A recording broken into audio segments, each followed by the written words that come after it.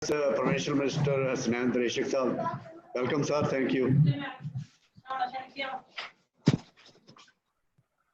अस्सलामुअलैकुम डॉक्टर साहब, very kind जी, मैं आपके साथ ही हूँ पूरा सेशन। थैंक यू सर, रेशक साहब बहुत शुक्रिया।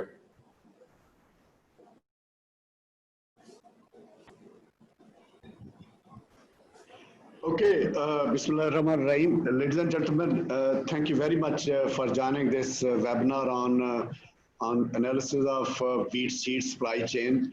The motivation behind this topic is that we had a webinar on wheat in which our breeders made a case that the progress in terms of developing wheat varieties has been impressive. That was a general perception. We had two major presentations in the first webinar, one by Dr. Kulwinder Gill and another by Dr. Duga, Kamalpal Duga. It was felt that there is definitely an issue with our adoption of new varieties. The farmer still growing wheat varieties which were probably released 10, 20 years ago. I remember at least around 2010 when we started these Kisan Melas and started offering new seeds. There were farmers who were still growing Inqilab 92, which was almost 20 years old variety. So with that in mind, this webinar team was put together. It's a very diverse team that we have representation from Australia, from United States of America, from UK, from China, and of course from Pakistan. In the first step, we would like to understand exactly the process from variety approval to the planting of a new variety by the farmer. And we also in the process want to see the potential for hybrid wheat as a future option to promote seed replacement, because we have seen that happening in case of maize and now becoming very popular with rice. There is another side of the coin that if hybrid wheats are promoted, then that will become expensive for the farmers, but then there is a matter of choice by the farmer. Of course, the OPs or pure line varieties are not going to go anywhere. They will stay in the field as long as we are able to promote the idea of seed replacement, adoption of new varieties. I think there is benefit for the economy and there's opportunity for attaining the desired level of yield. There are many factors which we can discuss in terms of limitations to yield, but I thought that variety or seed as the first step. Of course, that has to be coupled with the proper planting, whether it's drilled or it's broadcast, proper seed rate, the health of seed, and then balanced use of fertilizer, weedicides. These are some of the key elements which are determining the difference between a progressive farmer and the average that we're getting at the national level. So today we will, have the benefit of, again, one of the best possible combination of our guest speakers and discussants. We have with us, I would like to introduce Dr. Kulwinder Gill, who is professor at Washington State University, Pullman. We have with us Richard Treethorn. He is professor at University of Sydney and he's director of wheat program in Australia.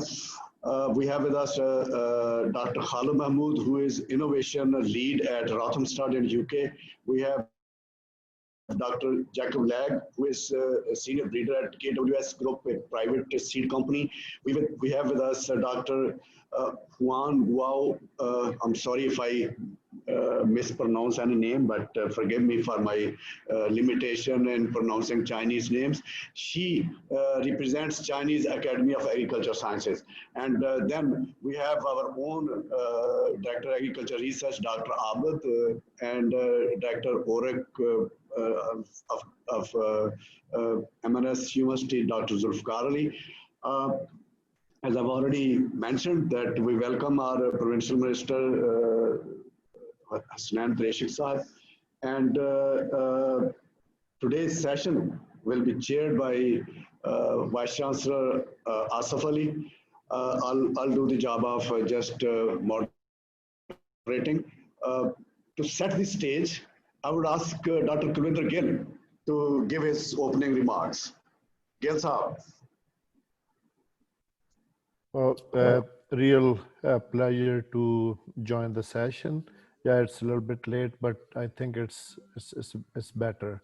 So this is continuation to what we talked last time, and I made the same comment that yes, I agree that seed adoption is pretty important factor, but I also know that when Green Revolution came, the extension was not any better then. If there is good variety, I believe that that will be taken up. Yes, in some parts, so especially small farmers, they may not know about the new varieties, but the word spreads fast. I think there is quite a bit of confusion, maybe too many varieties.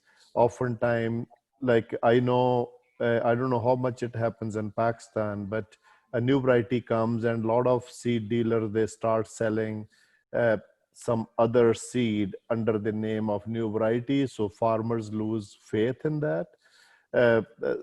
So that, I mean, couple times if they get burnt, then they probably are less likely to adopt new variety. And another big factor is stripe rust. No matter which variety we develop, they, I think most of the varieties, if not all, they succumb to the new races, and then the yield is not high. Even with, I have seen varieties, the press is that there is no stripe rust, but when you go to actual fields, oftentimes they're yellow with the stripe rust, and then farmers' yields are not really to the mark which is expected with the new variety. So I think there are many factors that need to be considered. We cannot just put it on extension or on farmers that the varieties are available, but farmers are not adopting. I think there is a trust issue, then there is a just really variety that whatever we say, I mean, I have seen many times where a new variety will be released with that 7-ton potential per hectare. But when you really see on the farmer's field, it is significantly less than what it is promoted at. So those type of things that will make farmers lose faith in the system, and then they will probably stick to something that they know or have good experience with. And then I'll just make a brief remark about hybrid wheat. I think that need to be evaluated very carefully. Rice is a different story. We only need about 5 to 6 kg of seed, whereas in wheat, 40 kg, that's a lot more seed that is needed. And then making hybrid seed is really the issue that how much seed you need per acre. So for example, even with the pure line, max you can do is from 1 acre seed plant 50 acres. And if we are to make hybrid wheat, then hybrid seed production will take up a lot of land that will eat into the wheat production. So I think, I mean, personally, I'm not a big fan of hybrid unless there is a brand new technology that's different from what we, at least what we know in the public sector. So I think that just need to be evaluated carefully, and then decisions need to be made accordingly. So with that, I'll stop here and then may chime in later. Thank you.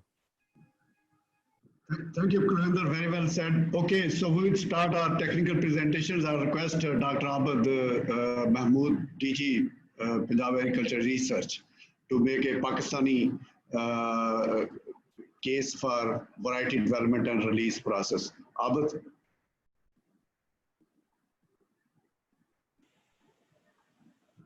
You can share the screen yourself.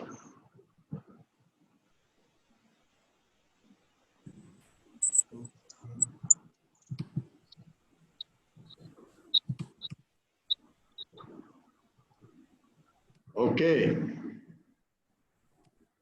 Ji, Dr. Sir. Thank you very much, sir.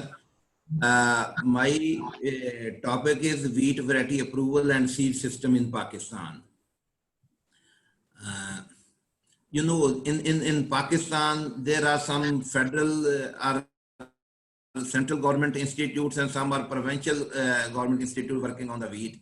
In federal government, our National Agriculture Research Center, NIPG, NIFA, this is Atomic Energy Research Institute, NIA, these are, it is in Sindh. And in provincial, Wheat Research Institute, Faisalabad, Agriculture Biotechnology Research Institute, similar Regional Agriculture Research Institute, Bahawalpur, Azri, Barani Research Institute, Chakwal, CCRI, Peer Sabak, Wheat Research Institute, Sakrand, and similarly in Balochistan at Saryab and Quetta, these are the main institutes.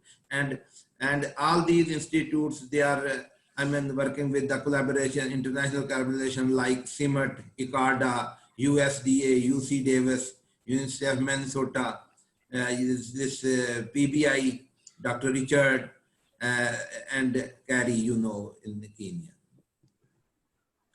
Our varietal development, like all other, institute, it starts with the crossing of block, then F1.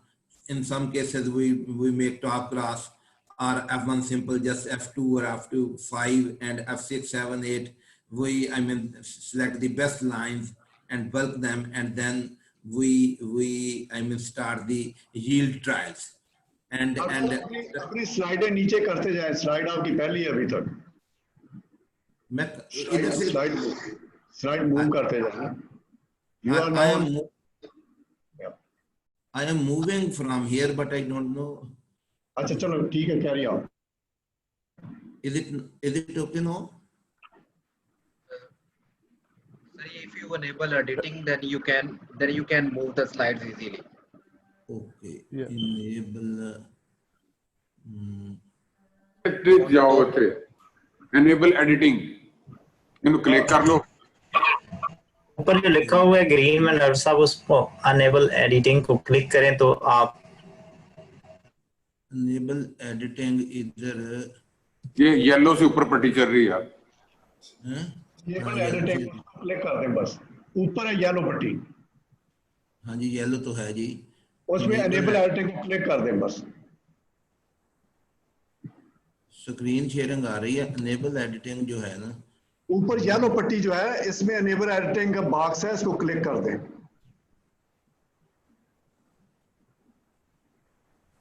Remote control, pass, new share, participants. Doctor साहब यहाँ पे view लिखा हुआ है, इसके नीचे देखें, बिल्कुल जहाँ ऊपर व्यू लिखा हुआ है उसके साथ येलो पट्टी के अंदर लिखा हुआ है अनेबलिंग एडिटिंग.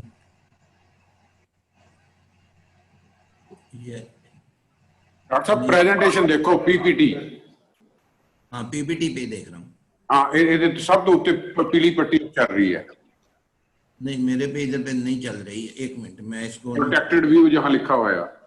हाँ जी, ਇਹਦੇ ਉੱਤੇ ਲਿਖਿਆ ਪ੍ਰੋਟੈਕਟਡ ਵਿਊ, ਜਿਹੜੀ ਨੇ ਉਹ ਪੀਪੀਟੀ ਦਾ ਸੌਫਟਵੇਅਰ ਹੈ.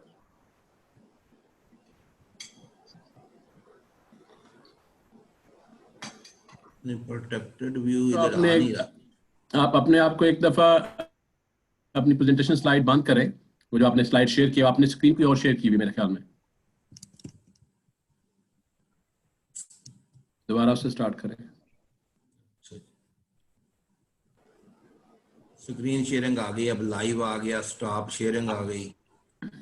आपने चूज करनी है कि कौन सी आपने विंडो शेयर करनी है. तो आप अपनी उस विंडो को चूज करके और पहले इस अपनी स्लाइड्स को जो ना बड़ा कर देना, फुल व्यू कर देना, इसका फुल व्यू. चलो आगे. ठीक हो गया जी, कैरी ऑन नाउ. ठीक हो गया, अब आ गई. हाँ, ठीक है, अब आ गई है जी. हाँ, वर्क कर रही है. ठीक है, चलो.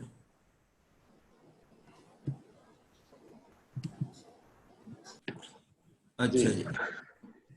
तो after this, you see in best uniform line, we harvest and bulk, and then yield testing starts. You see, this stage, the first 2 years we normally carry this station yield trial, then provincial testing for 2 years, and then national testing by PARC.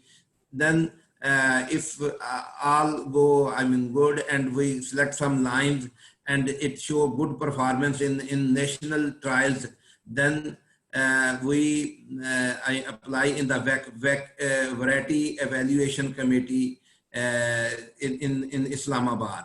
And then if they recommend this variety, then we carry out this part examination, then subcommittee, expert subcommittee, and expert subcommittee recommend varieties, and then Provincial Seed Council headed by the Minister of Agriculture, Punjab. If they approve, then variety is released. This is the I mean a brief description of our varietal approval system in Pakistan. And for the seed, if variety is approved, then provincial testing. After provincial testing, we start BNS, breeder nuclear seed, then pre-basic seed, basic seed, and after the basic seed, there are, I mean, some government-owned organizations like Punjab Seed Corporation, and in other provinces, Sindh Seed Corporation, they multiply this seed, and private sector is also, I mean, now producing the certified seed, and with the amendment of our Seed Act in 2016, now private seed sector can also produce basic seed, and by this way this seed go to the farmers. This is the same thing which I already mentioned, that station leaves yield trials for 2 years, then provincial trials 1 year, then national level trials 1 year, and then this dust test, distinctness, uniformity, stability test. This test is carried out by Federal Seed Certification and Registration Department, and then wax spot examination and approval of the by the Seed Council. So our main objectives are high yielding potential and stability. Similarly, climate resilient varieties, because with the change of climate now we are facing this drought, and similarly in the month of January there is a frost, salinity, and heat tolerance, especially during the grain filling stage. This is our, one of the main breeding objective. Similarly, short duration varieties, because you know in Pakistan we are growing at least 2 crops in a year, and some farmers are growing 3 to 4 crops in a year.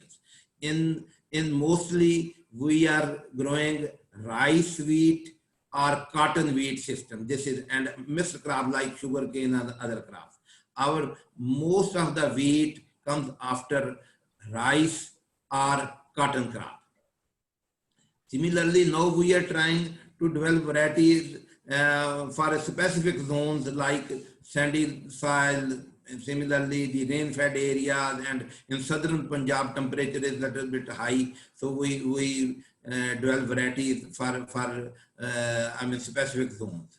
And resistance, because there is a lot of this disease like leaf rust and yellow rust. They are the 2 main diseases in Pakistan, and we have to develop our varieties resistant to these rusts. You know, in Pakistan up till now, very few people are using fungicide. Otherwise, we are growing our wheat crop without any fungicide or insecticide. Resistance against other foliar and seed-borne diseases, this is also one of the objectives. And low water requirement, because now there is a shortage of water, so this is also a goal. And improving the quality, especially the zinc or iron content, are also included in our goals. You know, in Pakistan, this green revolution, this started with the collaboration of CIMAT and Pakistan. And you know, in Pakistan, this green revolution started in 1965-66. Then Borlaug visited these trials carried out by our Wheat Research Institute by the Manzoor Ahmed Bajwa, who was at that time a wheat breeder, and then he became Director General of Agriculture Research. And Norman Borlaug took seed in 1966 from Faisalabad, and then in Mexico, this green revolution started in 1966-67, and then they sent this seed to India, and in India, it was sown in 1967-68, and then this seed, Maxi Park varieties,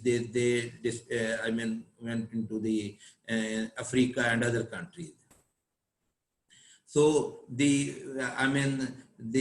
our main variety at that time was C591. Its plant height was 150 days plant height, and then Maxi Park, its height was reduced up to 115 centimeter, and then now we are planting varieties with 95 to 100 centimeter height. Similarly, maturity days at that time was 175 days. Then with the Maxi Park, it reduced to 150 days, and now we are growing varieties with 140 to 150 days for the maturity, to accommodate the, as I mentioned, the cotton and rice crop and other crops. These are our main varieties which are being grown at the moment, and these most of them are released during last 10 years. Mostly this RE11, RE30. These are the, this is a list of the varieties, and we are mainly now developing varieties for irrigated areas. There are separate varieties. Similarly, for southern Punjab, these are being developed at Regional Agriculture Research Institute, Bahawalpur. Similarly, for rain-fed areas, because they have a different type of climate and soil, and similarly, little bit long duration varieties are being developed for the rain-fed area. And similarly, for sandy soils in irrigated area, we are developing varieties at Aerodrome Research Institute, Bakkar. So these were a few slides about the varietal development, and now I will show a few slides about the seed production.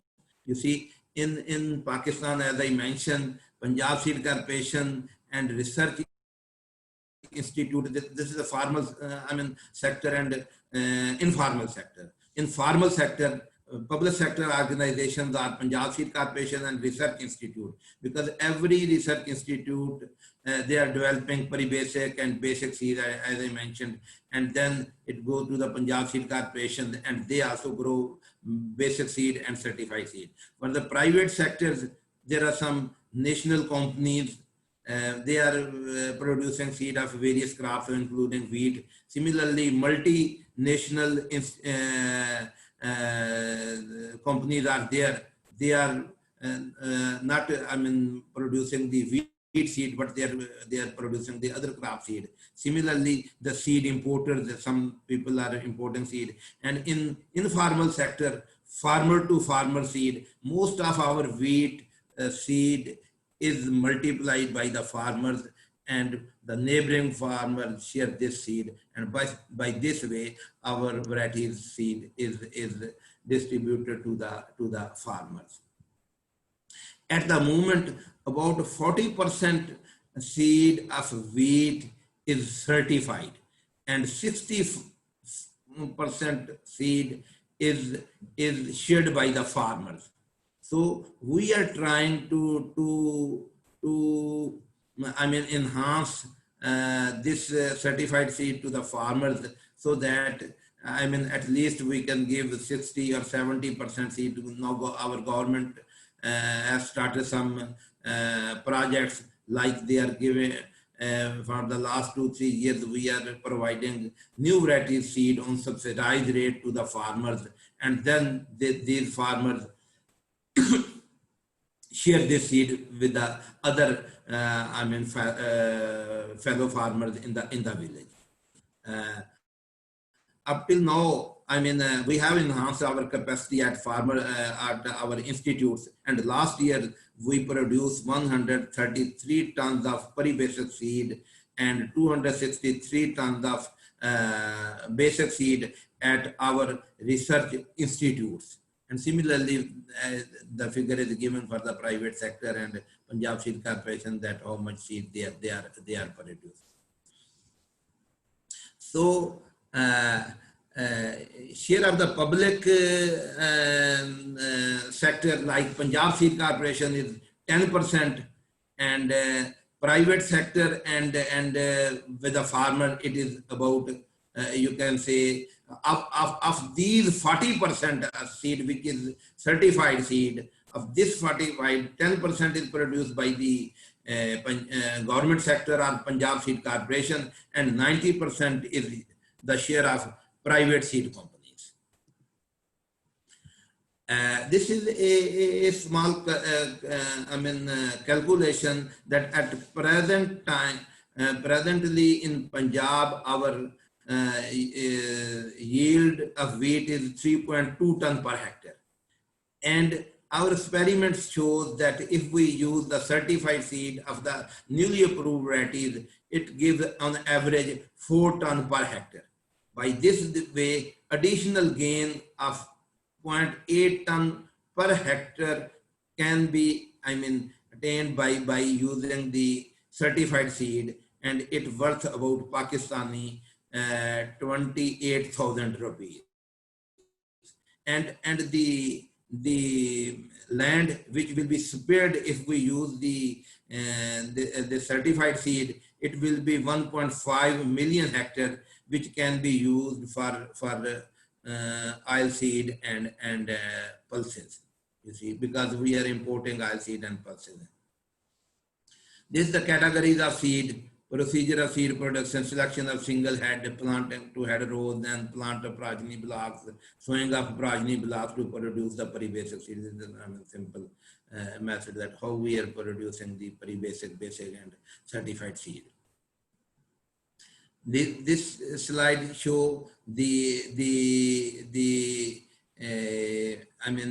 how we select variety and seed production in Pakistan. Selection of single head, then breeded seed, 100 to 400 head rows, then peri-basic seed, 50 to 20 head to row progeny.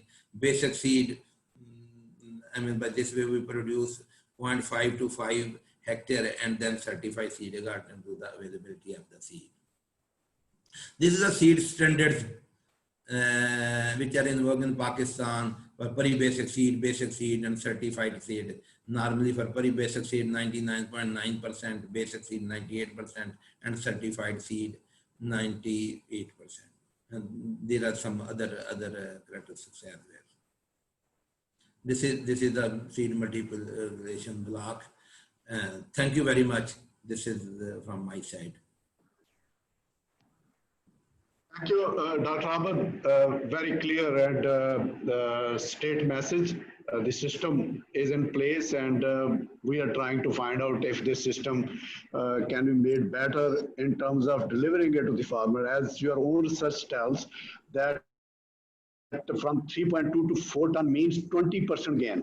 So just seed replacement would mean taking the national average from 3.2 to 4, which is 20% higher. So let's hope that that gets done. We will learn from the experience of our other colleagues.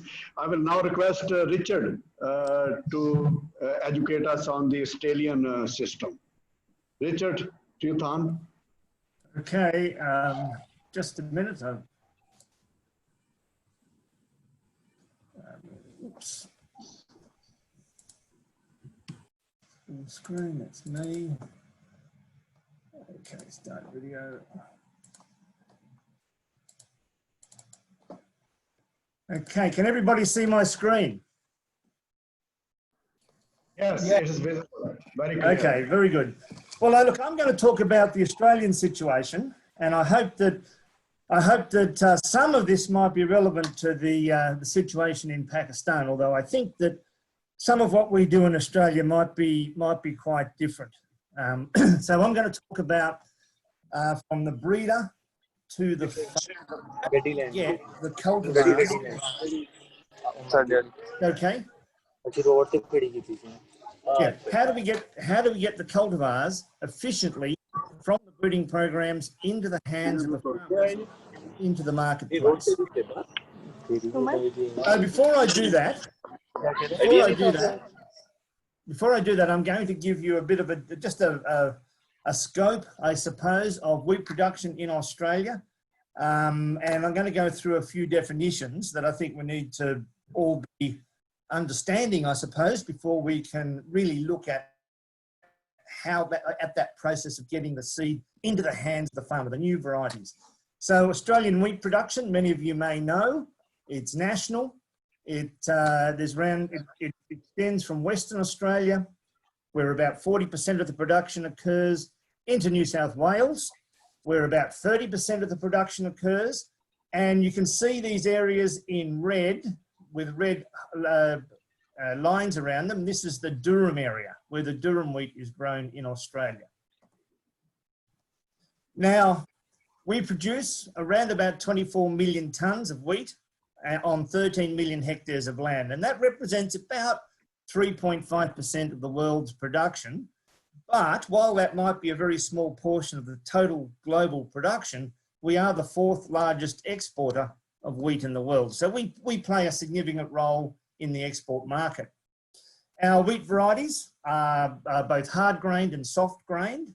Obviously, the hard grains are used for baked bread type products and noodles, and the soft grains for biscuits and cakes and these sorts of things. Around about 80% of the production in Australia is exported, and that's to 50 different countries, many of those in Asia.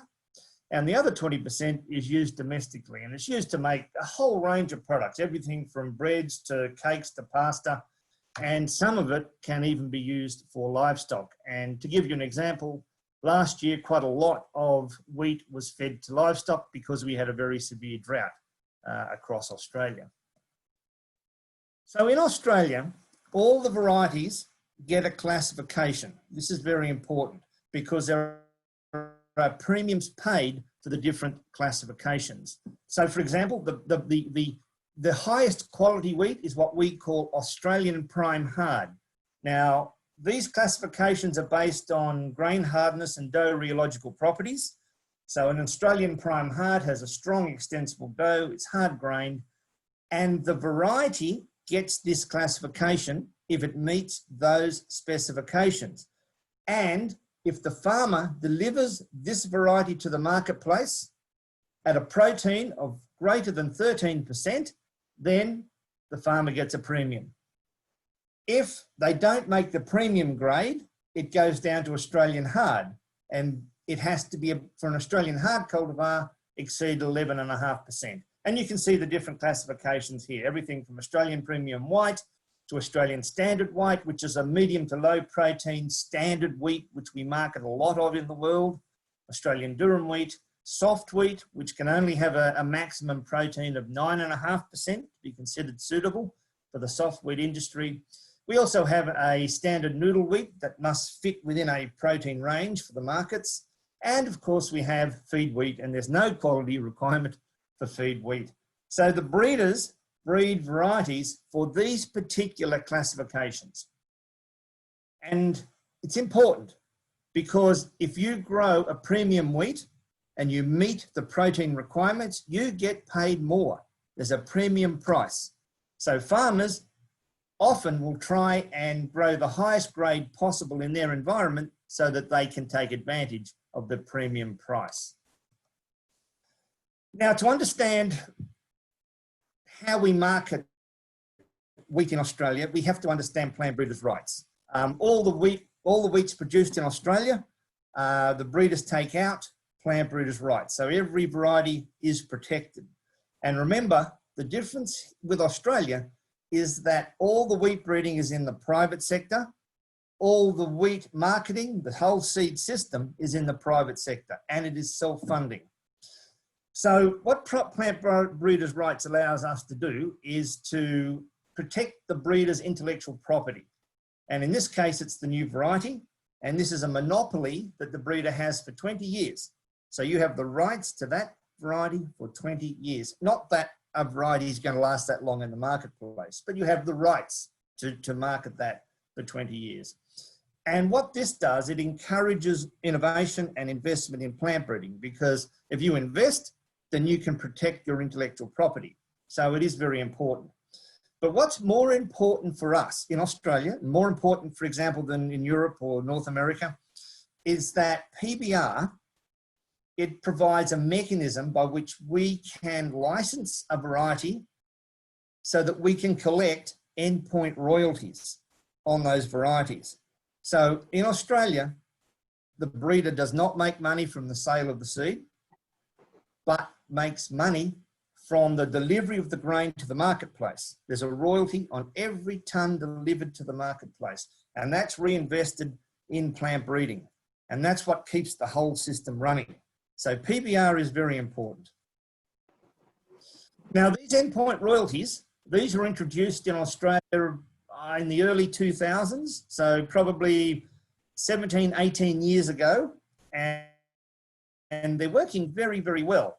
So it's a fee paid on every tonne of wheat that's sold into the marketplace, and that fee is set by the breeder. So the breeder could charge anything, but because it's a competitive marketplace, your royalties can't be too high, because if you request a very high royalty, then there's going to be low farmer uptake. So most royalties in our environment sit between $3 and $4 a tonne. That's pretty much the standard royalty. EPRs fund all wheat breeding in Australia. And what's important here is that the breeder and the farmer share the risk.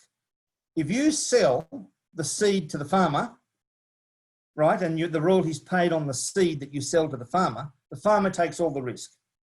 In this case, with an endpoint royalty, you don't get any money for the sale of the seed, but if the farmer has no grain to sell because of a drought, he has no income, and you have no income either as a breeder. So you both take the risk with an EPR, endpoint royalty system.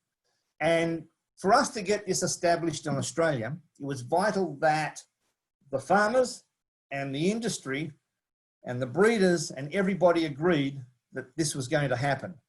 Because you can imagine if there's no compliance, then the whole system would fall down. So I come to the issue of compliance. This was absolutely critical. And we get very high compliance levels in Australia. Nearly every farmer will pay the endpoint royalty.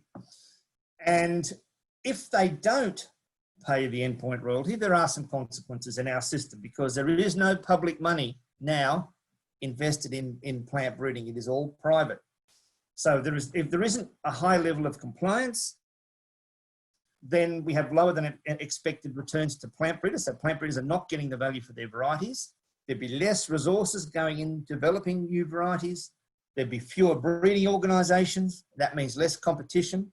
And what's important in our system is the competition, that there are a number of groups, companies that breed varieties. So it's a competitive marketplace, and it's good for farmers because there is competition in the marketplace.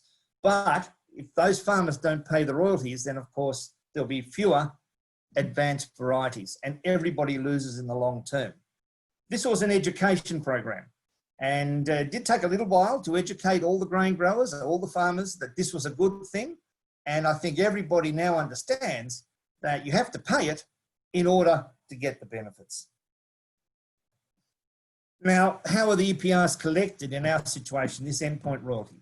How are they collected? I think this is really important. And remember, we have a marketing system that allows us to identify the grain delivered by variety. That's very important. If you have a system that allows you to do that, you can introduce an endpoint royalty system. So we have harvest declaration forms. These are forms that the farmer has to, it's a declaration that the farmer makes after the harvest. So in the following year, when he knows how much grain he's harvested, he'll fill this form in, and that will assist the royalty managers at each of the different companies in recouping the royalty. We also have bulk handler reports. So these are, this is our bulk handling system for grain. That seed is delivered to the silos by variety. The record is kept, That record is given to the royalty managers of the different companies and then they invoice the farmer. That's another way. But the most common way is that the grain trader, whoever the farmer sells the seed to, the grain trader simply deducts the royalty from the grower's payment and then gives that to the breeding company.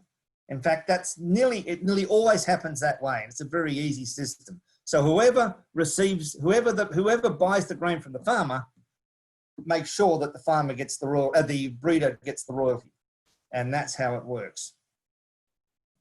Now, I want to give you an example, now that we've been through these definitions, of how it does work in Australia, and this is the example of one of the breeding companies. This is Australian Grain Technologies. They lease part of our facility here at Narrabri. We have them as partners with the university here at Narrabri, and this is their process. When they identify the fixed line, so you're a breeder, you've identified the fixed line. So the first time you've taken your single plant selections, you've increased them once, you have a fixed line. In year one, you go to stage 1 trials at a single site, and that's unreplicated. In year 2, you go to stage 2 trials, which are 10 sites nationally, and these are unreplicated. And at this point, we begin quality testing, but only at a low level. So this will be NIR, for example, looking at more predictive estimations of grain quality. In year 3, we go to 16 sites nationally in replicated trials, and we have doe rheological testing begin. In year 4, we go to 45 sites nationally, and quality testing, full quality testing is completed, and that's done for 2 years. And then we go to the national variety trials. Now, in the national variety trials, these are independent trials funded by the Grain Research and Development Corporation. And when the line enters the NVT, as we call it, the breeder applies for classification at that time. And at the end of that, at the same time, the breeder produces between 40 and 70 tonnes of foundation seed. And that is then sent or given under license to a series of affiliates. These are seed companies around Australia in key regions around Australia. That's by year 5. In year 6, because we've applied for classification, the variety is released with a classification. So it's actually released in year 6. In that year, PBR is applied for and granted, and around 2,000 tonnes of commercial seed is produced by year 6. In year 7, the line goes into this national variety trial. It doesn't have to, but it goes in there to provide additional information for farmers. But at the same time, in year 7, up to 50,000 hectares can be planted commercially from the new variety. So you go from identification of the fixed line in your breeding program to around about 50,000 tonnes, 50,000 hectares sown in 7 years. So it's quite a fast process. And this is a practical process that one of our key breeding programs here uses. Now, at AGT, how do they get the varieties out to farmers? They do 2 things. They have what they call affiliates. Now, these affiliates are a network of professional seed growers, all in the private sector. And they're, as I say, based in these key regions around Australia. And they're responsible for producing, grading, selling and distributing all these varieties for that company.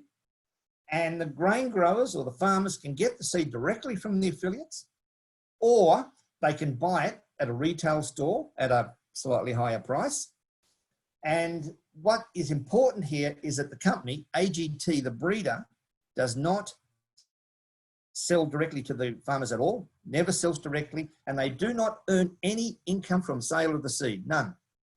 All their income comes from the royalty paid when that is delivered to the market. That's where their income is. Now, what this company's done is something a little bit different too, and I think rather innovative. They have a seed sharing arrangement. So you don't always have to buy your seed from the affiliate. You can buy it from the farmer up the road, if you like, because a farmer can sell grain or seed to another farmer of an AGT variety as long as they've signed a license with AGT. And he might be able to do that by negotiation at a lower price. So instead of paying $1,400 for a ton of pure seed from an affiliate, you can pay $600 and buy it from the farmer down the road, but you still have to pay the royalty on the production to the company. So the company is always collecting the royalty and investing that back in breeding. Now, I want to talk about hybrid wheat. I know it came up as a bit of a topic here. Some of you may know that we have a collaboration, the University of Sydney, KWS, and the University in Multan. We've been testing a very efficient hybrid system for producing hybrid wheats, a genetic system for doing it. And we in Australia are certainly thinking about how we might commercialise wheats and get hybrid wheats and get the benefits of hybrid vigour to farmers. So I'm going to take you through what we're thinking there as well. So what are the implications of hybrids? Hybrid vigour, the biggest implication of all. I think this is the great advantage to farmers, and we need to be able to show that hybrid wheats do offer an advantage. It is a more flexible breeding system and certainly a more agile seed system. If we introduce a hybrid seed system in Pakistan or in Australia or anywhere else around the world, when you think about it, when a pure line variety goes down to a disease, to a rust change in the virulence, it can take some time before you have another rust-resistant variety ready for market. Theoretically, with a hybrid scheme, you could have a resistant hybrid in the market the next year or within 2 seasons. I mean, that is incredibly fast. So this is the agility of having a hybrid system. You can react quickly to changes in the environment. Hybrids are also, and we're very interested in this, they're also a great vehicle for protecting intellectual property. So we all know about gene editing, and we certainly know about transgenes and things like that. You could deploy these technologies, an edited gene, for example, for a high-value trait in a hybrid. Farmer has to buy the seed every year. So you've protected your investment in many ways. So it's a good way of ensuring your investment is looked after in the marketplace. But there is a problem, and I think when it comes to seed production, you do need higher levels of skill to produce the hybrid seed. If you're used to increasing pure lines for market, then it's going to be a lot more difficult for you to do that under a hybrid system. And in some ways, seed producers who are used to producing maize seed or corn seed for the market might be the ones to target with a hybrid wheat system, because they'll be used to what you need to do to produce hybrid seed. Now, in Australia, we have some challenges to introducing hybrids. I think one is that the EPRs, these endpoint royalties, are a little bit of a disincentive, because pure lines earn a lot of money, and the longer they're in the marketplace earning royalty, the richer, if you like, the breeder becomes. So that advantage of having to buy the seed every year isn't there, as it is in some countries. So in our case, we would probably look at a royalty split. We would put some of the royalty on the sale of the seed to the farmer and the rest of it on the end point when the grain is delivered to the market. And that way, we would also share in the risk that the farmers who buy hybrid seed face if their production is low because of a drought or some other catastrophic event. The other thing in Australia is that we've got some excellent seed companies, very efficient, highly professional, who produce the seed for market, but they are not used to producing hybrid seed. So we would need to train them in the production of hybrid seed. That will be an issue. And in our case, because all our wheat production is dry land, and we do suffer from good years and bad years, the expression of heterosis in the poorer years may limit the benefits of hybrid vigour. So we know in the good years, you're likely to see the benefits of hybrid vigour, you're likely to make a lot more income, but in the poor years, is that expression big enough to justify the additional costs of hybrid seed? These are things that we have to answer, but we are very excited about it. We actually think that hybrids will have a place in Australia, and we're certainly working towards realising that. And I think in Pakistan too, I think there will be a place for hybrid wheat. It may not be that you plant hybrids over the entire nation, but there will be, I think, a place in the market for this technology. And on that point, Mr. Chairman, I shall conclude. Thank you very much. And thank you very much for the invitation, I should have said up front, to speak to you today. Richard, thank you very much. You have made a very lucid and professional presentation. Your seed companies and the breeders and the traders have a chain. Exactly, you know, the title of today's talk is supply chain. You have a functional supply chain, whereas we need to make something that happen, and that's why we are in the learning process. Dr. Kulwinder Gill had mentioned that a lot of time farmer steps back because the supplies are counterfeit. I mean, the supply chain is not honest enough to provide the quality seed as it is labeled. So those are some of the lessons to be learned. Okay, we move on to next speaker, and to complete this story that has been initiated by Richard, I would ask Jacob Black to make his presentation, because he is partner with this trilateral arrangement in which Australia, Pakistan, and the company Jacob represents. They are trying to demonstrate the potential for hybrid wheat. Jacob. Okay, thank you very much, Dr. Khan, and thank you for the invitation to participate as well. And also my thank you obviously goes to the organizers from Multan to organize and invite me for this. I have not prepared a presentation. As you may understand, this is a fairly busy season in Europe with harvest and planting going on. So I decided just to share some of my comments to build a little bit on Richard's presentation. But first of all, for you, those of you, there we go. For those of you who don't know KWS, just holding up the logo here. KWS is a German company, and it's a seed company. Obviously, we do breeding as well, but we see ourselves foremost as a seed company. And our motto is that we have been seeding the future since 1856.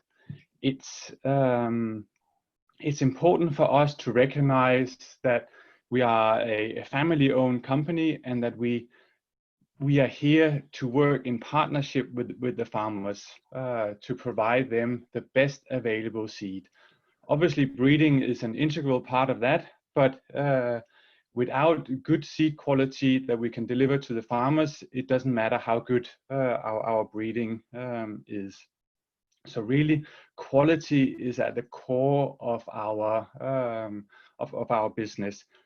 Often we even try to strive to be better than the official requirements in purity and seed germination, etc. So that over these, I would say, 150 years, we have built up a reputation of always supplying the highest possible quality of seed to the farmers. And I think that is really the foundation of our success. As a company, we are the fourth largest in the world in terms of seed sales in the agricultural sector. And I believe that in the wheat private sector, we are probably the second largest in the world in terms of wheat produced in our regions. For wheat, our focus has traditionally been Europe, but for the past 10 to 15 years, we have also started breeding seed for the eastern US, and are just now getting into the market with our own first varieties. I would like to talk a little bit about the certification system, because I think that is what is really helping the European farmers, in that then when they buy certified seed, they can trust that what they get is what is written on the package. Obviously, we need to go through the breeding of the varieties, like has been described both for Australia and for Pakistan. So that's fairly fairly standard that the breeders go through the trials. Then there is a listing process of a variety, and for the EU, if you have a variety listed in one country, you can market this in all other countries in the EU. So that's a direct benefit from the EU. And obviously, to get a variety listed for commercial sale, it needs to be distinct from other varieties. So it needs to have some sort of unique features. It needs to be uniform. So when it's grown out, there is no mixtures and there's no segregation, etc. And it also needs to be stable. So from generation to generation, when you grow out the crop, it is the same. So these are the DUS requirements, which I believe are also implemented in places like Pakistan. And the fourth point is that it also has to have value for cultivation and use. And value, it means that it needs to meet a certain threshold of yield. It doesn't have to be the highest yielding, but it has to reach a minimum threshold of yield. It needs to have certain criteria proven in resistance and tolerance. It needs to respond properly to the environment it's grown, and needs to have certain quality characteristics of where it is grown. And this is really to protect the farmers, to ensure, again, that when they buy a seed of a variety, they know what they're getting. They know that they're getting something that they actually won't get bankrupt trying to grow.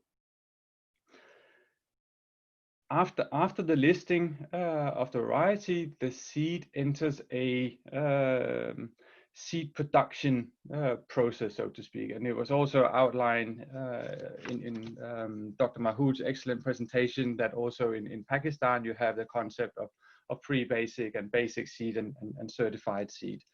And for the UK, where I'm based, I looked a little bit at the rules because as a head of hybrid wheat, I don't so much get into the seed production issue. So I looked up the rules. And actually, there are a lot of steps in the process where seed production is checked and controlled. So all seed lots from pre-basic to certified seed have to be inspected by crop inspector, so to speak. And this can be done by an official seed inspector. So within KWS, we have our own seed inspectors that are trained at the National Institute of Applied Biology called NIAB. So we can do our own inspection, but obviously there will also be controlled inspection from the authorities to make sure that we do those inspections correctly. So the crop is inspected at every stage and has to fulfill certain requirements. Seed samples have to be submitted for inspection as well, where the seed lots will be grown out to check for uniformity. And at the different levels in the system, there are different thresholds that need to be met. So at basic seed production, the purity, for example, needs to be 99%, 99.9% pure, whereas when we get to what we call the C2 level, which is certified seed production number 2, which is the seeds that are sold to the farmers, there the purity, for example, has to reach 99%. And I think these assurances in the whole seed production system is really what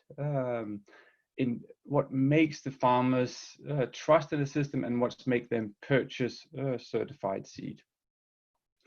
In Europe, you would think that in Europe, the level of certified seed sales is very high. But in fact, if we look at our major markets for wheat, which is France, Germany, and the UK, the level of certified seed sold is maybe around 50% of the acreage. Obviously, as a breeding company, we would like that to be 100%.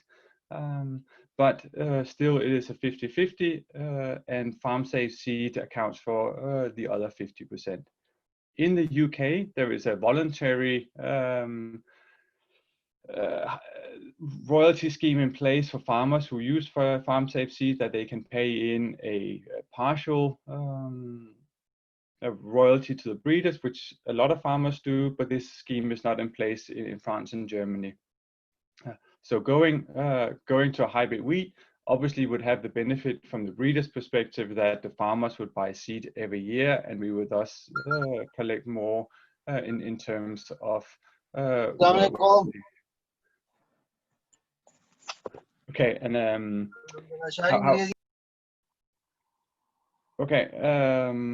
but however, hybrid wheat is still in its infant stage. I would say in Europe we're working towards it, and I have the hope and the confidence that we will also side by side with inbred varieties have high yielding hybrid varieties in the future. I think one last comment on the endpoint royalty scheme that they have in Australia, and I think that is a fantastic scheme, and I think it works really well for Australia and could probably work in other environments too, perhaps like the Canada and US. I think that would have a great benefit from there. Obviously in Europe, endpoint royalty has been looked at as well, but as a lot of the wheat in Europe is actually used on farm for feed, an endpoint royalty scheme doesn't fit very well. And I can imagine maybe in Pakistan too, where a lot of the wheat would be consumed on farm or sold locally, maybe there an endpoint royalty scheme would not be the most ideal scheme to put in place, whereas a royalty scheme based on the seed sold would probably, I think, make more sense. But obviously, I'm not an expert in the field, but those are just some of the thoughts I have. But whichever the way is, trust is at the key, both for the seed sellers, that if you sell seed, you obviously have to sell seed that do what you promise they will do, that the germination is at the level you promise they will be, that the purity is at the level that you promise to be, that there is not a great deal of mixture of wheat seed or unwanted seed in your seed crop. So that is trust on the companies, and also the farmers need to have trust in the certification system that that the people who carry out the certification, that they are actually indeed carrying out the certification, that the documentation that are issued, that is correct and valid, and you don't end up in a problem where farmers don't want to pay money for seed because they don't trust what the seed. So I think in whatever level of system that are developed, trust is really at the heart of that. And I think with that, I would like to stop my short oral presentation, and I guess I can contribute with comments later on in our discussions as well. Thank you very much. You have said it very well, and you have given us a picture of three major wheat producers in Europe. And it's very interesting to note that even in Europe, it's about 50% of the wheat planted which is directly coming through certification system. The rest of it is home saved or farmer to farmer seed. So we are not doing all that bad, but let's see if we could make it better. I think they're definite. I just have one additional comment on the farm safe seed.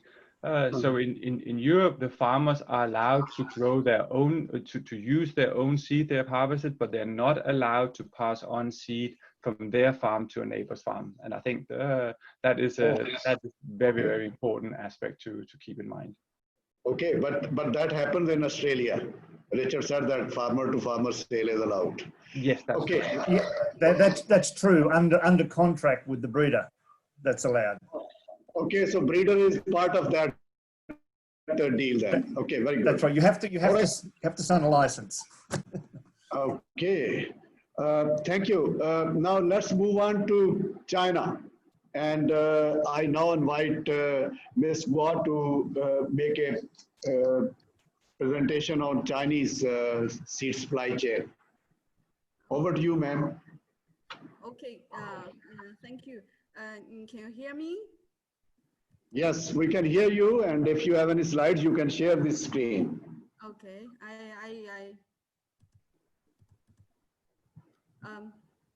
can everyone see my screen? Yes. Okay.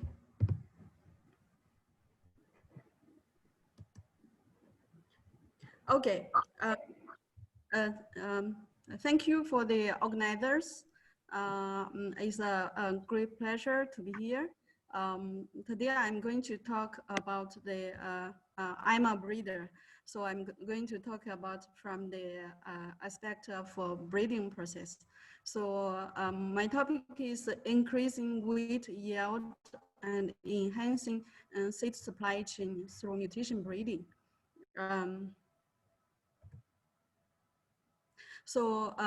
I'm talk from these three aspects. Firstly, talking about the standards of wheat production and the yield in China, and then talking about the work of my group using mutation techniques to improve wheat. The third, I'm going to talking about a little bit about the variety extension and seed supply. So from the standards of wheat production and yield. In China, we have around 120 million hectare farmland. We are growing cereal crops, cotton, fiber, sugar, and other crops. Among them, over 70% is cereal crops. We are in China is the same as in Pakistan. We also implement crop rotating systems. In many areas, we're growing 2 or even 3 crops in 1 year. And also, we have 3 crops every 2 years. So especially in places where growing winter wheat, usually growing 3 crops every 2 years. So in China, most majority area can plant wheat. So and the whole country is invited into 10 ecological regions,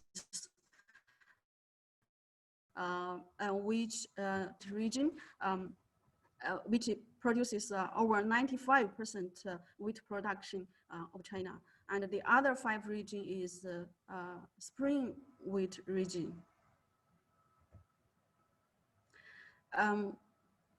In the last decade years, in the past decade years, especially from 2015 to last year, the wheat production is around 133 million tons per year, so which could meet domestic demand. And when we're talking about wheat production, the most important data is going to be the average yield of farmers' yield. So in China, the farmers' average yield maintains an overall upward trend. For example, in last year, 2019, is reached 5.6 tons per hectare. So, but in different area, the yield production is different. It's ranged from region to region and province to province. So here's an example of the top 5 wheat production provinces, and their yield, average yield ranged a lot. So we can see from this figure that each year the top 1 province, their yield is nearly 1 tons higher than the 5th province. So there is a big gap. So another important data is that the highest yield record in China at the main production area. So in the past decades, the yield record is around more than 12 tons per hectare. So from this figure, we can clearly see the gaps between farmer's yield and the yield record. So here is the yield record around about 12 tons per hectare, and the farmer's yield is lower than 6 tons per hectare. And here is the national, for national or provincial multi-location test. This is for the during the breeding process is around 8.5%, 8.5 tons per hectare. So there's this is the yield of breeding process. So from so which factors contributed most to the yield? So this data is very important for breeders. So here I collected the high yield varieties. From their data, we could see that the spikes numbers per hectare is the most important factors that contribute to yield. The second one is sod and grain weight. So this data, from this data, we can guide our breeding process. So, of course, yield and quality is the eternal target of each breeders. So, and also, again, in China, we also have other important targets such as biotic or abiotic stress, drought tolerance, or disease resistance. For example, this target is ranged from region to region. So, for example, in here, the main production region 2 or region 3, the FHB resistance is the most important, is an important target. So in our group, our work is mainly, we use mutation techniques to improve it. So we all know that mutation is the driving force behind evolution. Here is an example for corn or maize is the most popular plant crops in the world, but this corn is from the several spontaneous mutations of Mexican toxins. So, but now using mutation techniques, people could get what they want at the moment. There are several mutagens are available in our lab. We could use 6 kinds of mutagenesis, including space mutagenesis, heavy ion beams, cosmic rays, and other mutagens. So by using these mutagens, we developed a mutant resource. This mutant resource is a M2 population with thousands of individuals. We could use this, the population could be used for reverse genetic research. In the population, there are up to 19% visible phenotypic mutants. And we also use the population to screen novel alleles on quality, for example, on starch content. And also we got the favorable alleles, and also the alleles have been used in gene function research. We developed another mutant resource, which is for forward genetic research. In these resources, we have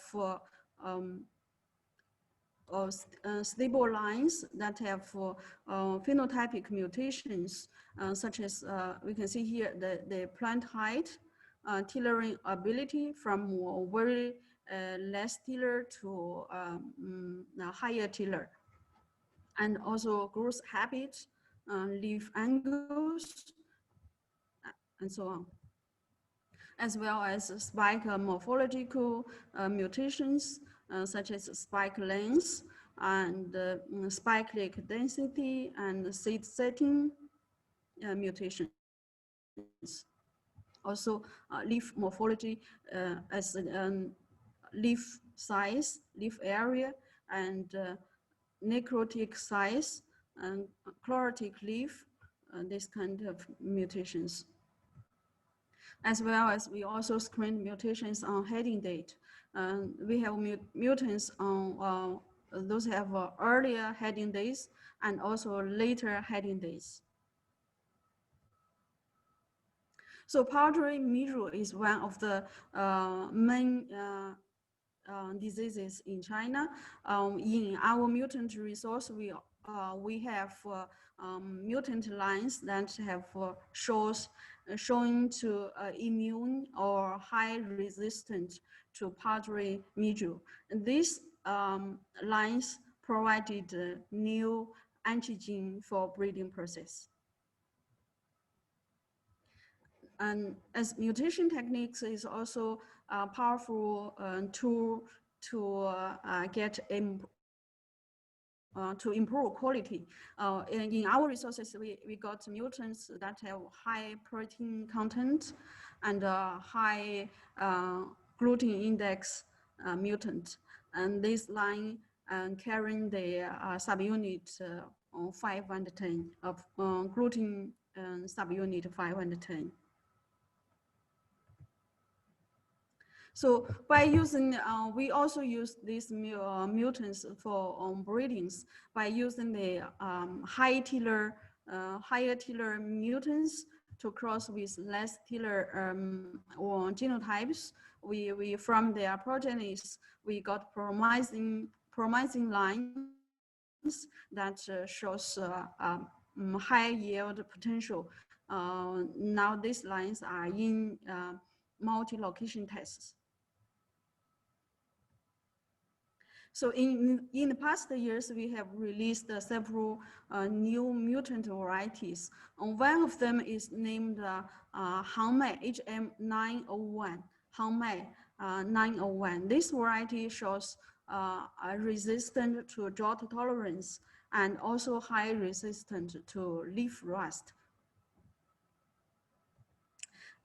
This is another mutant variety, Hangmei 247. This variety shows high yield, loading resistance, and also resistant to drought conditions. This variety is released in 2016. Luyuan 502 is another variety released in 2011. This variety showed wide adaptability, high and stable yield. So after the variety is officially released, so we have to a lot of work to extension the varieties. So in China, we usually have two models to extension variety. One model is a breeder plus seed company and plus farmers. So in these models, after the variety is released, they usually cooperated with leading seed companies, which the seed companies, they have professional personnel and experiences on variety extension. So they could optimize the, help the breeders. The company could help breeders to optimize cultivation or field management protocols and use these protocols to develop a demonstration field. And each year they showing the through leaf exhibitions or training course, show their variety to the farmers or leading producers to extension the variety. So our variety Luyuan 502 is just using this model. So after the variety released in 2011, cooperated with one leading seed company named Luyuan Seed Company. This company each year, we cooperated, organized the exhibitions or training courses, and let the farmers introduce the variety to farmers or producers every year in different places or regions. The highest yield. So Luyuan 520 is a variety with very high yield potential. So it's the highest yield is at 12 tons, 12.18 tons per hectare. So it's the planting area increased year by year, and it's accumulated extension area until last year is 1.15 billion hectares. So nowadays, the Luyuan 502 is the second largest variety in China, which is planted in the main production area. And last year, it is rewarded the second award of the scientific and technological progress of China. So the second model for variety extension is after the variety is officially released, breeders could directly transfer its right to the company. Then our variety Hangmai 247 is the just use this kind of model. They transferred 1 million Chinese yuan RMB.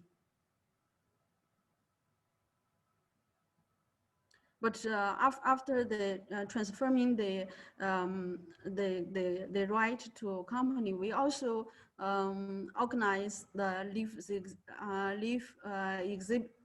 demonstrations each year to also to showing the variety to farmers, to other breeders or seed companies. Yes, this is all I want to talk. The above mentioned work is supported by our Ministry of Science and Technology, Ministry of Agriculture and Rural Affairs, and as well as International Atomic Energy Agency.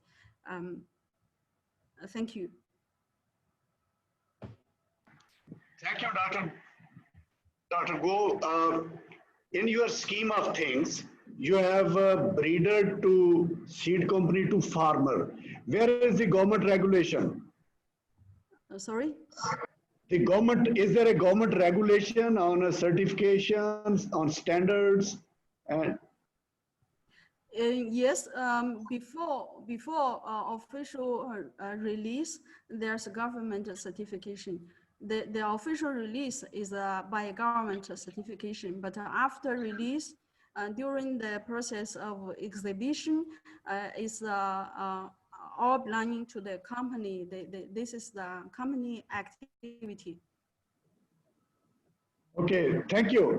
We'll come back to you with more questions. Now the last presentation is by Dr. Khalid Mahmood. He is innovation lead at Rothamsted, UK, and those of you in the audience who are not aware of Rothamsted, that is probably one of the oldest agriculture research establishment, beginning from the early days of British Empire's rise. Dr. Khalid Mahmood. Okay, thank you very much, Professor Iqrar, giving a chance to come to this event, and thank you for the advisors as well. organizers as well. So I'm just trying to, now I'm stuck. So how do I share my screen?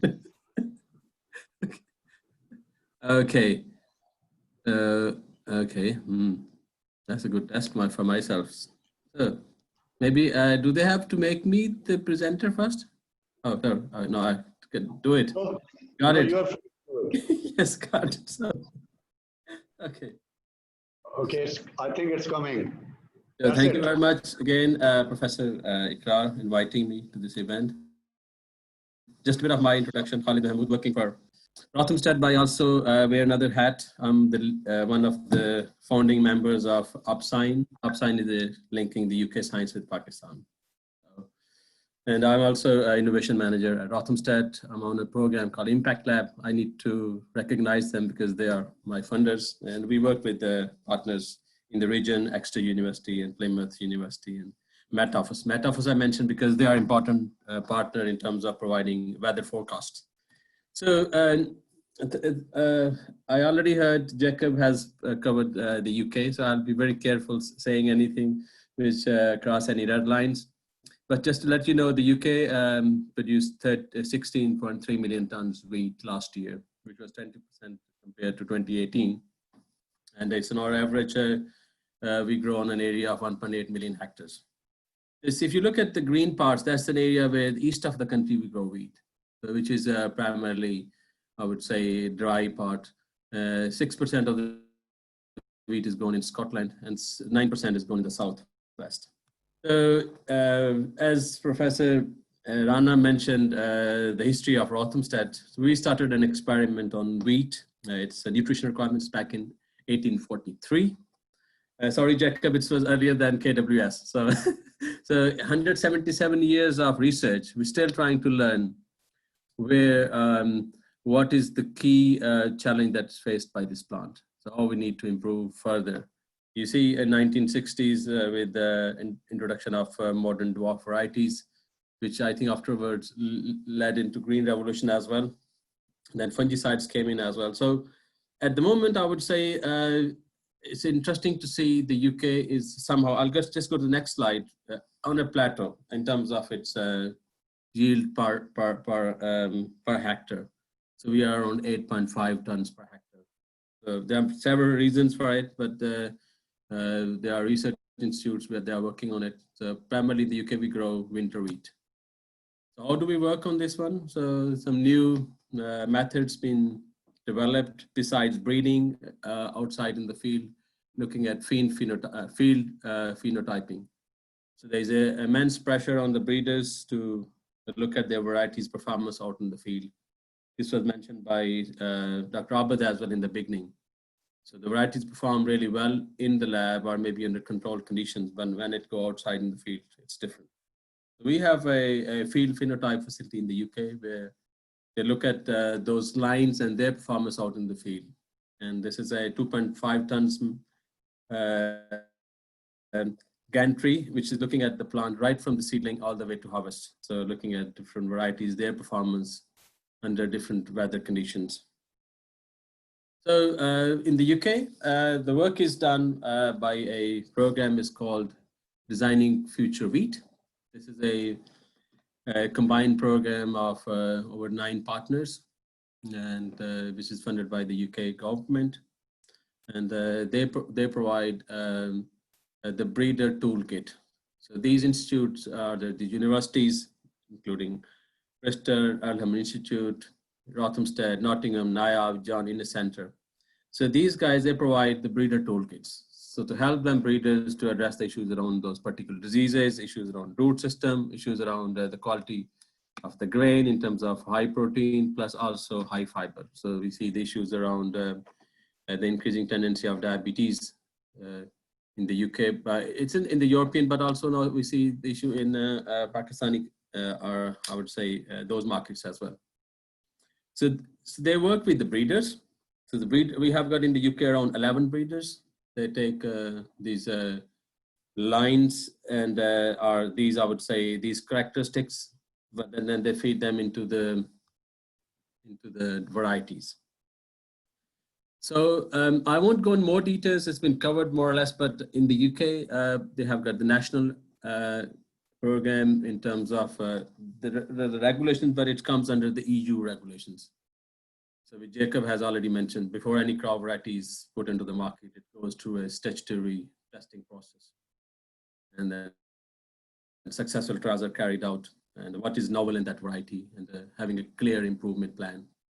And then we know all these sort of seed legislation requirements, seed certification, plant breeder rights, and biosafety, and then labeling is very important. But how it's been done is similar to what's been done in Pakistan, I would say. So basic seed, it goes all the way to multiplication and going through different hands. But it's very important that genetic contamination of the basic seed is very important, that it should be uniform, because it will have a huge effect on crop production, but also in terms of exports as well. So how it's been done in the UK, I would say, there are crop inspectors. Jacob has mentioned, in the UK, NIAB is training crop inspectors. They are independent. They work with, I would say, with the statutory body, and then they provide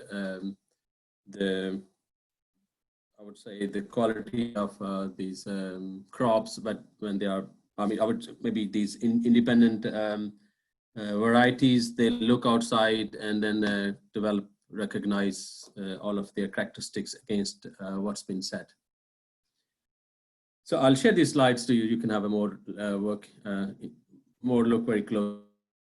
What is next is, so then we have the seed certification scheme.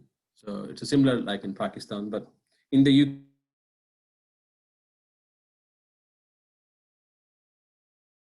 UK, tons of other seed is certified by NIAB. So they're trained, I would say, crop inspectors. They help deliver the seed. But the important bit is here, because they look at all these characteristics of the seed in terms of its morphological characters, in terms of its performance, in terms of disease resistance, all of these traits. So the important bit, which I'm going to say here, is the recommended list. I'm not sure if, Richard, this has been used in Australia as well, but in the UK, this is very important in terms of each year, the independent board, which we call AHDB. AHDB is the UK Agriculture Horticulture Development Board. It's a levy board. So they provide the role of testing the varieties for every year. And then they come up with a recommended list. So this is available online and it's available on the app as well. So for your particular area, which variety suits to you, or which are the varieties, their performance. So this recommended list is produced every year. They have got representation from the industry, from including the end users. So the UK's end user, like milling industry, NABM is the biscuit manufacturers, their association, they sit on board as well. And then the Brewers Association, they sit on the board. So then they decide, they meet three times a year, and then they come up with a list, I would say end of December for next year. Jacob, is this the case? Is it end of December or normally? Yeah, I believe that's the case, yeah. Yeah, so, and how do they work?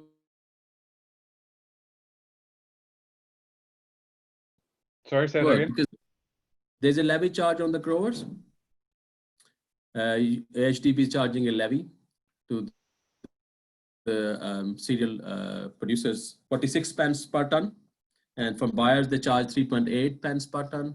And from cereal processors, which we are making for bread or for other industrial use, they charge 9.5 pence per ton. And from cereal processors for feed, they charge 4.6 pence per ton. The whole idea of, because this money is coming to a pool, which is being reinvested back into the research. So AHDB is first, they fund research, but also they carry out these, I would say, recommended list. So, and interestingly, in the UK, I'm just now coming to a conclusion. So the whole thing is, it's interlinked. The research is working very closely with the breeders, with these commercial companies. This program, Designing Future Wheat, has a very is closely linked with the breeders in terms of providing them those traits. And also private seed companies, they take a lead to produce those varieties. And with the farmers, this is interesting, again, private farmer-led initiative. It's called the YEN, Yield Enhancement Network, which is led by Adidas, which is an independent farming consulting company. So they provide, they carry out this kind of competition to encourage farmers to look at enhancing yield. As in the beginning, Professor Ikrar said, it's not about only the seed, it's about multiple parameters. So it's fertilizer, it's pest and disease control, soil health, water. So how do you manage your soils better? Then you can get that kind of yield. There's a lot of emphasis on a pre-basic seed quality. And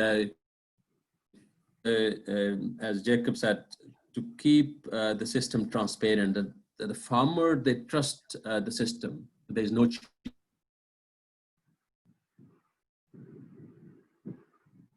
cheating, successful factors. So I would say thank you very much. Thank you, Khalid. Very nicely capped. Now, before we open the forum for discussion, I'll invite Dr. Zulfikar, Director ORIC at Multan Agriculture University, for his comments. Zulfikar. Thank you very much, sir. Thank you for holding this webinar, and indeed the series of webinars for the wheat.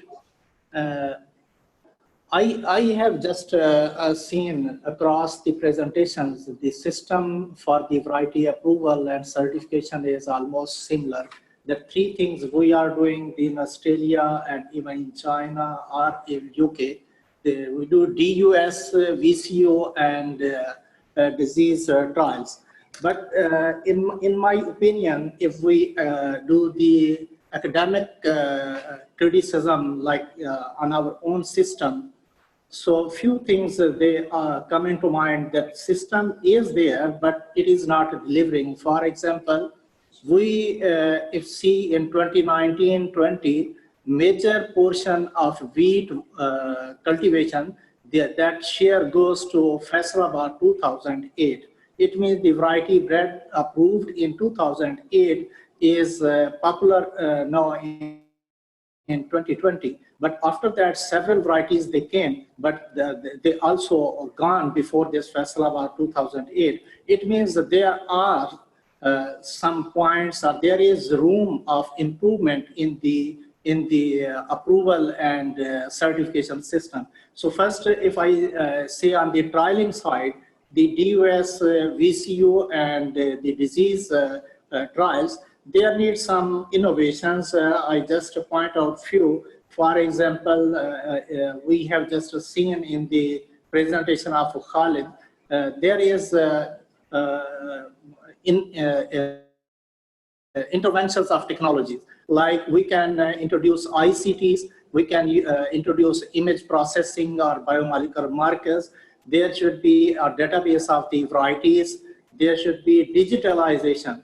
Almost recently we have learned in the COVID-19 scenario, and the universities, most of the universities in Pakistan, they did the online teaching. So if we see the breeders, they use the app, mobile app, they use the data loggers, and the system is in such a way the data is directly going to the database and being analyzed on the backdrop, and the report will be ready at the end of the season. Although that can be subscribed, but there is a need of the hour. We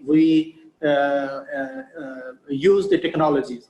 And another thing is, if we compare the Australian or the UK and with the Pakistan system, so there should be accreditation and audit of the testing bodies or testing agencies. In case of Australia and UK, there are plant breeder associations, and they are accredited, and mainly the VCU is conducted by the associations. But in Pakistan, there is no plant breeder association. There should be. Now the system is moving from the transitional phase to the advancement, and seed companies, they are starting the breeding research. So there should be some accreditation, and there should be some associations who can tackle such sort of the things. So these are some innovation from my point of view in the trialing system, and there should be some discrepancy or grievances handling at the higher level, like National Seed Committee, and there is such system existing in the UK and the others. And another thing is we approve the varieties and we keep on the listing, and we do not delete or we do not renew the variety. So there should be a life of the variety. Say the variety is approved for 10 years or the 5 years, and then it is again renewed or it is deleted. As the climate change challenge is there, so it means we have to change the phenotype or the plant type of the wheat to combat this climate change. And it will, as Kalvinder said, the new varieties, they also face the new races of the rust, and the rust, striped rust, especially very important in Pakistan. So there should be life of the variety, and it should be re-evaluated again. And the regulation framework for the protocols, they should be revised frequently. On the certification side, I would say, so mainly our Federal Seed Certification and Registration Department is involved to certify the seed, but there should be some certifying agencies as well. The private sector should come in, or as you know, a lot of graduates we are producing from the agriculture universities, and there should be some seed inspectors. They should be accredited or certified seed inspectors. They can certify seed as well as in other countries. The C1 or C2 in UK, they can be certified by the licensed seed inspectors, but the pre-basic and basic, that should be certified by the FSCRD. So the another thing which is I think more important, we have to focus in Pakistan on the internal certification system. As Yaqub said, in the KWS, they do not compromise on the quality. So each company, they should have internal certification system and the quality management system. So from all these endeavors, it will be easy to overcome this seed system or the new challenges in the wheat production. So thank you very much. Thank you, Zulfikar. I think we have gone through a marathon session. We can have few comments, and it's already 2 hours. My sympathy with Kulwinder sitting well beyond midnight. We had Manzoor Somro. Somro Sahab, are you there? Manzoor Somro? Dr. Sahab, I can hear you. Okay, please. Go ahead. But no, I need you to kindly repeat what you put to me. I just want your comments on the session. Okay. Thank you very much. Thank you, Dr. Khan, and I thank Pakistan Academy of Sciences for really initiating this based on your experiences and linkages. I think bringing colleagues from different countries is wonderful. Seed, simply, I would say that has been a major problem. And I heard Dr. Abid Mahmood also. There was a time when this seed program was quite strong, particularly in Punjab. But what I see now is not as much.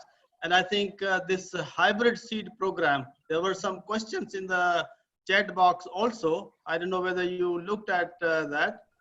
the hybrid aspect is being questioned because locally there's no production. Of course, we're talking about wheat here, but some of the other crops like sweet sorghum, with Chinese colleagues, some of the industrialists are interested here in Pakistan to actually cultivate that in the desert area like Cholistan and Thar. But the seed available is only from China, which is hybrid.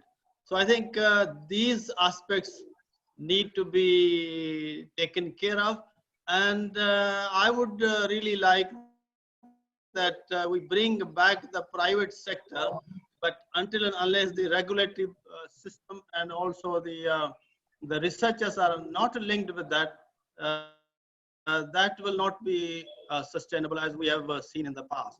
Otherwise, the breeders have been talking, and I really don't want to comment too much on some of those. I'm just trying to look at the chat, some of the things that were highlighted. I think those need to be addressed as well, as much in terms of how much, what percentage of seed production is being used there, and whether the nutrition is being looked into, because the food security definition takes into account the nutrition aspect as well, and I'm sure the breeding programs also take care of. Thank you very much. Thank you, Sobro Saab. Okay, we had online with us a farmer from Indian Punjab, Kuldeep Sindhu Saab. Sindhu Saab, can you hear me, and can you add your comments? Feel free to speak in Punjabi. Yeah.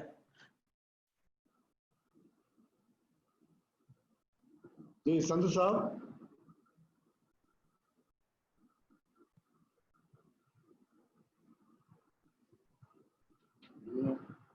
is he online? Ji Kuldeep Sandhu.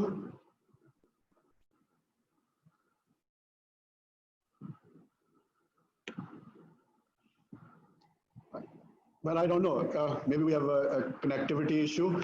Now, before I ask closing comments from first from the Ishaq Saab and then from the Vice Chancellor, I would like to go back to Kulvinder to give his final take on it. Dr. Kulvinder Gill. Yeah, well, thank you. I don't have a whole lot to add. I mean, this is just wonderful session. I mean, I'm also a big fan of Australian system, the center point royalty, but I don't know if that type of system will work in a situation like Punjab, where big part of the crop is consumed internally. But I would make a comment that at least what I see in literature is good quality seed can add up to 10 to 15% of the yield. The question is, do we get good quality seed? What percent of seed is actually treated? I mean, those things can add significantly to, so the certified seed, when Dr. Avid said that, okay, we can push it to 4 ton, that is very realistic. That can happen instantly. It won't take much time because it's just so if extension need to be put into work, I think that part need to be highlighted, that planting good quality seed, even 5% germination difference would make huge difference in the crop. I don't think that part has been stressed enough. So yes, the breeding is needed, resistance is needed, all that needs to happen. But I think just making sure or putting effort on providing good quality seed to farmers, I think that probably should be stressed. Other than that, I mean, just wonderful session. Thank you very much. Glad to be part of it. And then, as I talked to you earlier, we are developing an initiative on Striperus, trying to develop novel resistances across the globe. And so if anyone is interested in stripe rust and want to join, I welcome them, and then collectively we can probably do much better job. So thank you. Thank you, Dr. Gill. And for extension, I believe Dr. Buttar was online. Is he there still? Dr. Buttar? Dr. Anjum Buttar?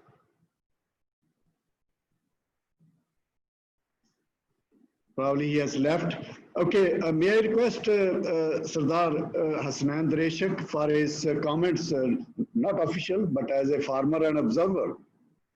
Dreshik Sahab. Ji, Assalamu alaikum, Dr. Saab.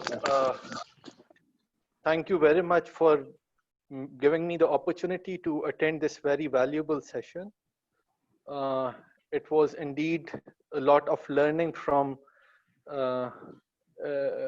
experts from all over the globe, be it China, be it Europe, be it Australia, our Indian colleagues, and definitely Dr. Abid Saab, who is the Director General Research.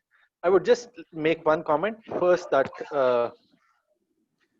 I am bombarded with so much of knowledge that honestly I'm confused. So I'm new to subject.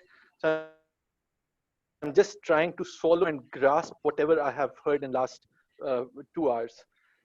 My just one comment would be, I don't know if it is the appropriate time to make or not.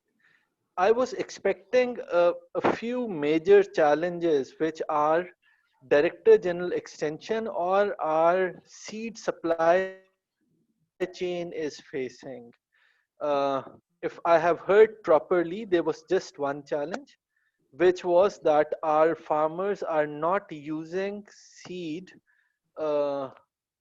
in a big quantity. Maybe 40% or 50% of people are using certified seed, the rest are not.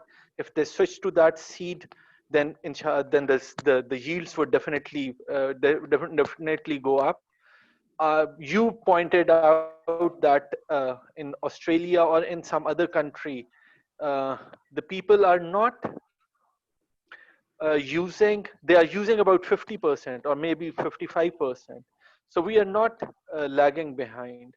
I was expecting that, one, that we are using less seed.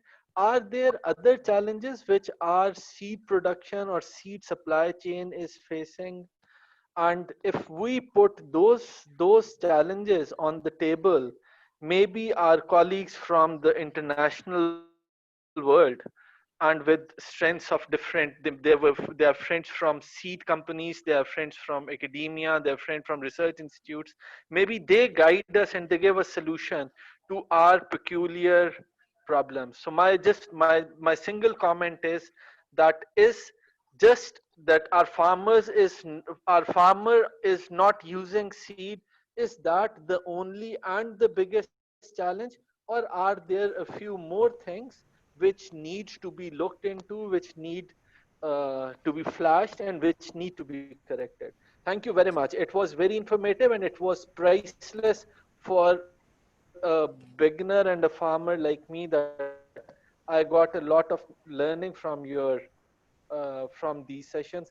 And all. Thank you, Dreshik Saab. I think you have raised a very valid point that in last 2 hours have we been able to pick the critical limitation in the seed supply chain which could be resolved, and that could make it happen that quality seed gets delivered to the farmer, and farmer also accepts the use of quality seed. We will keep asking our experts, and we will try to compile a report and try to answer your question. Your question is very critical and valid, and we'll keep on the discussion going until we find exact challenge and potential solutions for that. So with this, I'll ask Vice Chancellor Asif Ali to conclude the session. Well, thank you very much, sir. Wonderful time spent together. All colleagues, we had been working together for some time, particularly Richard and Jacob, Dr. Abad, Dr. Zulkar is here. So I'm very grateful, and I would like to give a credit to Professor Dr. Iqrar Khan that he has taken lead to kind of raise questions and try to find the answers so that they can be fed to the policy makers and the policies could be streamlined to create an impact. It has been a wonderful session starting from Kulwinder Gill, really, important kind of concern he have shown and he has concluded also there. And Richard gave a very good presentation because Richard is a partner with us for the last 5 years. And I'll tell you the story what we are doing in Pakistan. Dr. Abad has given a picture there. Then, one of the aspects which was highlighted today by the Chinese speaker about mutation breeding. So mutation breeding is still there, and but the Atomic Energy Commission, which we have here in Pakistan, they should kind of keep working on it, and particularly with the new upcoming tools of high throughput system that can be leveraged to create an impact. Khalid has rightly pointed out that there is a need of phenomics. We have started some work, but it is still in the beginning. The ICT must be integrated to create a system where we can channelize and where we can speed up our breeding systems. And particularly, you have mentioned about the seed stewardship, and that is the right point. Whatever the crops you talk about, we have over time, in the Pakistan system have bred varieties, but the varieties have the potential at different levels, like at research institutes, at progressive farmers and the average farmers. But the average is very low. There is a huge gap, and that gap can be attributed to the seed system. And essentially, we need to, and Dr. Abad rightly pointed out, that we can create a 20% at least impact. So based upon these questions, let me start thanking the originator, the one of the systems which we are working on, and we feel that can create that sanctity in the seed system, the seed stewardship, is the hybrid breeding in wheat. We as plant breeders, we were working, we have examples of maize more than 100 years, and then rice, all diploid crops have greater potential of having hybrids. Wheat is essentially a polyploid, which is kind of a natural polyploid, and the heterosis, we believe, is already fixed. Three genomes are sitting together. But recently, and the other impediment was the high cost of the seed production in wheat. Let's thank Norman Darby, who was with us when we started our work. But during for the last 2 years, he's not with us. He has died.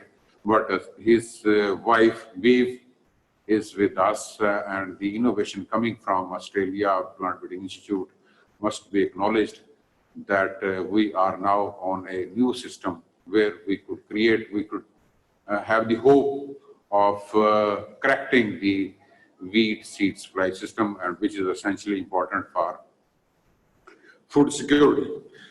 Then, perhaps you remember, sir, in the last system, addressing the question of Somrusa, he has rightly pointed out that if you have to go for hybrids, you have to engage the private partners. Absolutely right. And we are trying to engage the hybrids we have developed here in Pakistan using that BLA system given by Norman Darby. We are able to demonstrate success, and particularly with the private seed sector. Now there are private seed companies who are convinced. They have tested our hybrids. 4 hybrids are at least, which are more than 100 months per acre, and we believe that the gain we will have, like Richard mentioned, for mobilizing the trades in a better way for addressing climate change and disease and rust problems and all together. Another important area is mechanization. So reducing the seed rate. So there are now experiments, and now there are there were questions in the chat also that whether it is true or not. We are doing experiments with 4 kg, with 6 kg. The Agriculture Mechanization Research Institute have developed a machine for placement of seed. So it varies, with where we have high organic matter or mulching technique there, 4 kg seed is good enough to the moisture reach to all lines. But where the organic matter is low, it is still, we are struggling to handle this seed matter. The another important area in Pakistan, which we always miss and we have learned from Australia particularly, that is special purpose wheat breeding. Now, let's give the credit to Dr. Zulfikar. He had been working very hard, and Richard and Jacob has visited the pasta plant in Pakistan, a very good state-of-the-art facility. So they challenged us that they were using hard wheat for pasta making. And now from this year, they have their own contract farmers. We have selected the wheat which meets their standards. And now we are moving on to the biscuit wheat. So, in the interest of time, and the time is already over, we'll keep discussing these things. We are together. And let me put on record also that let's give credit to Richard that he has been able to convince ACIR to work on hybrid wheat, including Bangladesh and Ethiopia. So together we will be working. And we have also trained now manpower for private sector also, so that they can start their own hybrid seed production. So there are hopes, or inshallah, we'll make it. And this hybrid would kind of make an example like we have Green Revolution by Norman Borlaug. So thank you very much indeed, sir. Thank you. Thank you, Asif. Very well concluded, but it's not appropriate to comment after the closure, but the question raised by Reshik Saab is very valid, that during 2 hours have we identified the critical limitation in the seed supply chain which is preventing large-scale adoption of certified seed. We, the partners in this discussion, have to ponder upon this question. My 1 cent on that is to Reshik Sahab, that we have looked at Australian system, American system, Chinese system, German system, British system, and Pakistani system. In philosophy, all systems have same supply chain, that there is breeder, there is government regulator, there is seed multiplication and acceptance by the farmers. And somehow the last part, which is acceptance by the farmer in case of Pakistan, is practically not there where it should be. And to me, there is definitely some governance and implementation issue, because breeders are doing a good job. They have developed varieties which have demonstrated potential and ability to produce 100 months, but the national average stays at 3.2. So yes, sir, we will compile some additional data and information and share it with you. With these comments, I'm extremely grateful to the participants. Today we remained logged into the full capacity. So I have to ask my partners to enhance the capacity. There were many people asking how to enter, and they have probably watched the program on YouTube, but we need to enhance the capacity of logged in participants who could be interactive. Once again, I'm extremely grateful to our speakers from 5 countries and 5 continents. Thank you very much.